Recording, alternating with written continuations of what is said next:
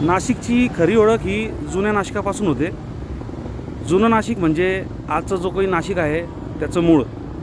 त्या जुन्या नाशिकातलं हे वाकडी वारो, कारंजा चौक, आजचा चौक मंडई, इथूनच नाशिकचे ऐतिहासिक मेळे झाले, मिरवणुका निघाल्या.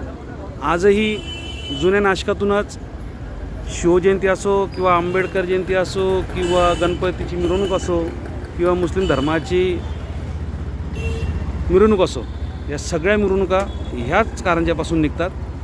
1980पासून ह्या कारंज्याची ही दुरवस्था होत चालली.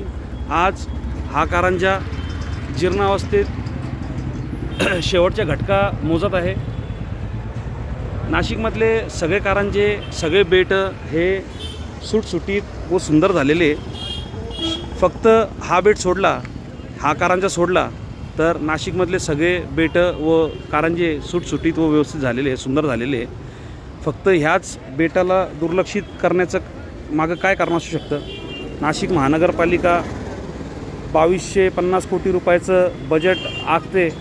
त्या 2250 कोटीमधनं एक किरकोळ रक्कम ह्या चौक मंडईच्या, ह्या बाकडी बारोच्या कारंज्यासाठी का देण्यात येत असावी, याचा एक प्रश्न सर्व नाशिककरांसाठी, जे जुने जाणते नाशिककर आहेत, सर्व धर्मीय, सर्व समाजाचे, त्यांच्याकडनं पण अपेक्षा.